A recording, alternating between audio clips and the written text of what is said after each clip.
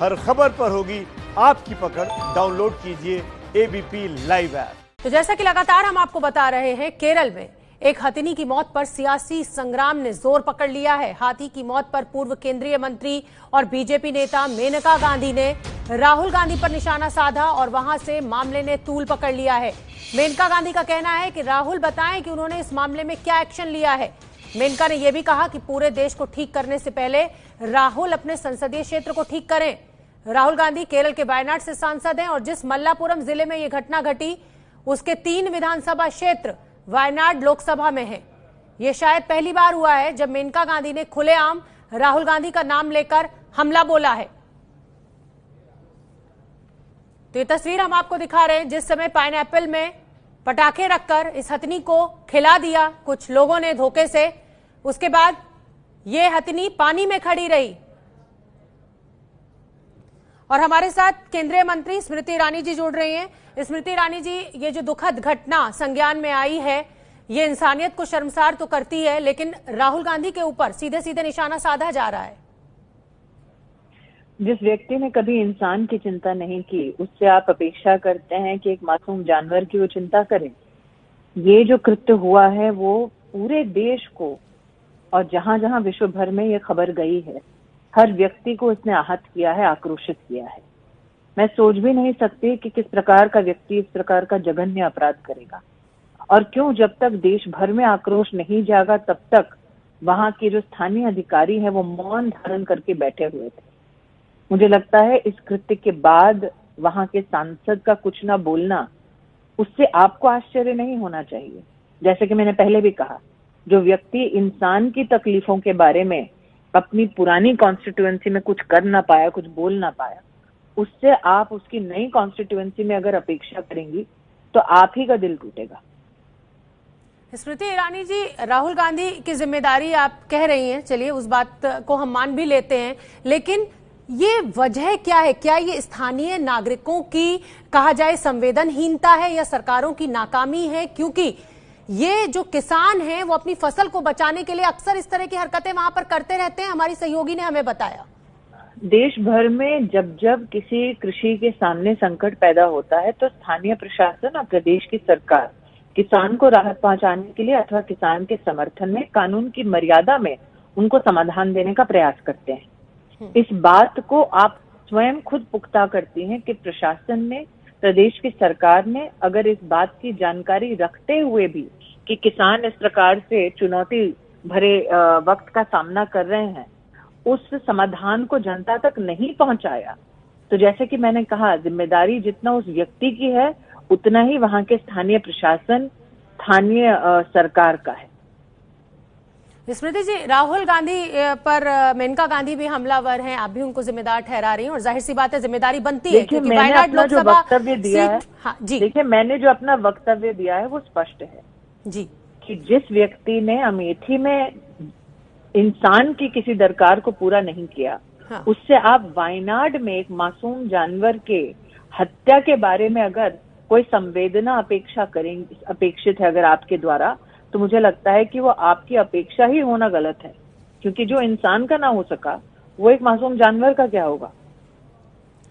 बहुत बड़ी बात आप कह रही हैं स्मृति ईरानी जी, लेकिन ये भी कहा जा रहा है लगातार कि राहुल गांधी बजाज से बात करने जा रहे हैं, लगातार वो रघुरामन से बात कर रहे हैं, इकोनॉमिस्ट से बात कर रहे हैं, लेकिन वायनाड की इस पूरी घटना पर वो कुछ भी बोलने को तैयार नहीं है।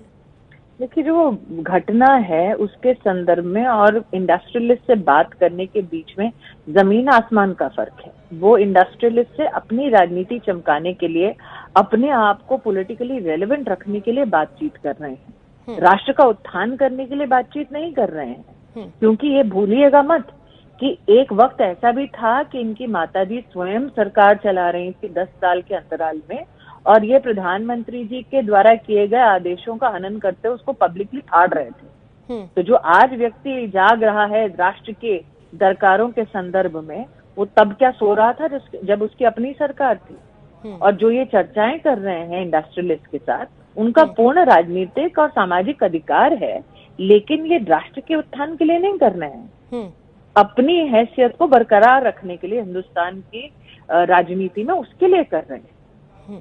लेकिन स्मृति जी, सवाल ये भी खड़ा होगा कि संसदीय क्षेत्र में अगर कोई भी इस तरह की घटना हो जाती है तो क्या सांसद को सीधे सीधे जिम्मेदार ठहराना ठीक होगा? वन अधिकारी वहां पर क्या कर रहे थे, स्थानीय नागरिक? आपने जो अपेक्षा जाहिर की राहुल गांधी से, वो वन अधिकारी के मर्यादा में जो उसकी जिम्मेदारियां आती हैं उसके संदर्भ में नहीं की। आपका प्रश्न इस बात तक सीमित है कि वहां के सांसद क्यों इस मुद्दे के लिए वक्त नहीं निकाल रहे। तो मुझे लगता है कि राहुल गांधी जब सांसद हो तो ये अपेक्षा करना भी गलत है कि वो अपने लोकसभा क्षेत्र के लिए कोई तब समय निकालेंगे जब वो घटना घटी हो। मैंने देखा है कि आज तक वो तभी समय निकाल पाए हैं अपनी कॉन्स्टिट्यूएंसी के बारे में जब उसके बारे में मीडिया के माध्यम से लोगों का आक्रोश राष्ट्र के सम्मुख प्रस्तुत हुआ है। तो आप चिंता मत कीजिए, अभी जो आप इंटरव्यू कर रही हैं तत्पश्चात निश्चित रूप से कांग्रेस की कोई ना कोई प्रतिक्रिया आएगी। मैं एक बात और आपसे करना चाहती हूँ स्मृति जी, क्योंकि आप बहुत अच्छी तरह अपने विचारों को रखती हैं। सवाल मेरा यह है कि क्या समाज पर उंगली नहीं खड़ी होती कि किस तरह के समाज में हम जी रहे हैं? एक मासूम बेजुबान जानवर की इस तरह से हत्या कर दी जाती है। देखिए, पूरे समाज को कलंकित करने की बजाय ये बात को याद रखना होगा कि ये वो राष्ट्र है जो हम लोग पत्थर तो क्या, पेड़ तो क्या, जब जानवर जिसका आप उल्लेख करते हैं वो हाथी का स्वरूप हम गणेश के रूप में पूजते हैं जी। तो ये कहना कि हमारा पूरे देश का संस्कार या पूरे देश का समाज या सभ्यता कलंकित हुई है, ये हमारे राष्ट्र के इतिहास के साथ, हमारी राष्ट्र की भावनाओं के साथ मुझे लगता है बहुत बड़ा उसका तिरस्कार होगा। अगर हम मात्र मुद्दे तक अपने आप को केंद्रित रखें तो ये जघन्य अपराध हुआ है। इस जघन्य अपराध के बारे में जब आक्रोश राष्ट्र भर में पैदा हुआ तभी स्थानीय प्रशासन और स्थानीय सरकार सतर्कता बरतते हुए आगे दिखाई दी। अपितु अगर ये ना होता तो शायद इस कत्ल के बारे में किसी को भी कोई वहां पर स्थानीय प्रशासन में फर्क नहीं पड़ता। जी, आपकी क्या अपेक्षा है बतौर सांसद राहुल गांधी से? कोई अपेक्षा नहीं है। मैं इस भ्रम में नहीं जीती कि राहुल गांधी अपनी जिम्मेदारी का निर्वाह करेंगे। स्मृति जी, आप क्योंकि मेरे साथ जुड़ी हुई हैं, कांग्रेस लगातार आपके ऊपर भी आरोप लगा रही है कि अमेठी में आप नहीं गई इस विपदा के समय, आपके लिए पोस्टर्स भी वहां पर लगाए जा रहे हैं। कांग्रेस पार्टी में, हाँ, मैंने इसका लिखित में जवाब दिया है जी। ये कहीं ना कहीं इस मूर्खता का प्रमाण है कि जो व्यक्ति दिखाई दे अपनी कॉन्स्टिट्यूएंसी में जनता के सम्मुख, जो व्यक्ति लॉकडाउन के वक्त इंटरनेट के माध्यम से अपनी जनता के प्रतिनिधियों के साथ, जिला के प्रशासन के साथ और देश भर में जो अमेठी वासी अमेठी लौटना चाहते हैं उनके साथ परस्पर संपर्क और समन्वय में रहे, उस व्यक्ति के बारे में इस प्रकार की ओछी हरकत करना, लेकिन ये अपेक्षित है। अगर आपको याद रहेगा, ये वाक्य तब निकला उनके माध्यम से, एक खंबे पर एक पोस्टर चिपकाया, कोई बात नहीं, उनका अधिकार है, लेकिन ये तब किया जब मैंने कांग्रेस की राष्ट्रीय अध्यक्षा के ऊपर कटाक्ष किया। तो जब मैंने उनकी राष्ट्रीय अध्यक्षा के ऊपर कटाक्ष किया, मेरी अपेक्षा थी कि वो पलटवार करेंगे, लेकिन आज अमेठी की हकीकत यह है कि देश भर से 30,000 लोग एक एक गांव में हमने लौटाए हैं। प्रदेश सरकार और केंद्र सरकार और राज्यों के माध्यम से हमने ये कर दिखाया है अपनी एक जनपद में। अगर यही हिसाब मैं साथ वाली अपनी कॉन्स्टिट्यूएंसी की सांसद से मांगू तो क्या उनके पास ये हिसाब होगा? मैंने तो सार्वजनिक कहा है, आज अमेठी में 29 लोग ऐसे हैं जो कोरोना वायरस से पीड़ित थे, लेकिन वो पूर्णतः अब स्वस्थ हो चुके हैं। मेरी एक उस व्यक्ति से भी बात हुई है। क्या यही बात साथ से जटी जो हमारी लगी हुई कॉन्स्टिट्यूएंसी है, उनकी सांसद अपने इस लोकसभा क्षेत्र के बारे में कर पाएंगे? तो मैं अपेक्षा करती हूँ कि मुझ पे बार बार हमला होगा, शब्दों से, पोस्टर्स के माध्यम से, भद्दी भद्दी ट्विटर पर गालियां देते हुए। कांग्रेस के पुरुष ऐसे प्रतिनिधि हैं, पुरुष ऐसे कार्यकर्ता हैं जो इस प्रकार की भद्दी भद्दी टिप्पणियां करती हैं कि अगर मैं चाहूं तो उसके ऊपर कानूनी कार्रवाई करवा सकती हूँ। लेकिन मैं जानती हूँ कि ये सब इसलिए किया जाता है ताकि मैं अपने कार्य से भटकूं, ताकि मैं विचलित हो जाऊं, ताकि मैं घुटने टेक दूं। मेरी ऐसी फितरत न रही थी, न आगे रहेगी।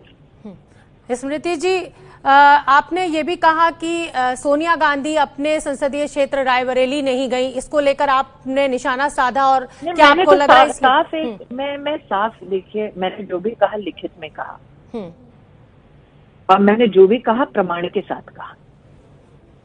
ये सत्य है कि अमेठी में पहली बार कोरोना वायरस तब आया जब 1 मई को लॉकडाउन तब पूरे देश में था। तब कांग्रेस के कुछ लोगों ने एक बस को बिना आधिकारिक परमिशन के अमेठी में घुसाया। ये भी सत्य और फोटोग्राफ्स के साथ कांग्रेस का एक कृत्य अमेठी की जनता जानती है कि कांग्रेस के जिला के अध्यक्ष क्वारंटाइन सेंटर में जबरन घुसे ताकि वो अपने मालिकों को फोटो दिखा सके अपना। तो कांग्रेस के कार्यकर्ता और नेता ही अमेठी में पहले कोरोना वायरस के कारण बने हैं। तो वो नहीं चाहेंगे अब कि जब योगी सरकार ने और केंद्र सरकार ने कहा है कि भीड़ ना लगाई जाए, लोग इकट्ठे ना हो ताकि लोग संरक्षित रहें, जानों की सुरक्षा हम लोग सुनिश्चित कर पाए। ऐसे में कांग्रेस चाहेगी कि मुझे सार्वजनिक जलील करें ताकि उनकी ये कल्पना है कि मैं भागी भागी वहां जाऊं, कानून का उल्लंघन करूं और ताकि उसके बाद वो हाय तौबा करे कि देखो स्मृति ईरानी ने कानून का उल्लंघन किया है। ये बच्चों का खेल है, मैं माफी चाहती हूँ कह रही हूँ, लेकिन परिपक्व राजनेता इस प्रकार की गलती कभी नहीं करता। बहुत बहुत धन्यवाद स्मृति ईरानी जी, आपने एबीपी न्यूज के लिए समय निकाला और हथिनी की मौत पर आपने दुख भी जताया और राहुल गांधी को ये भी कहा कि वो क्यों नहीं सामने आ रहे हैं।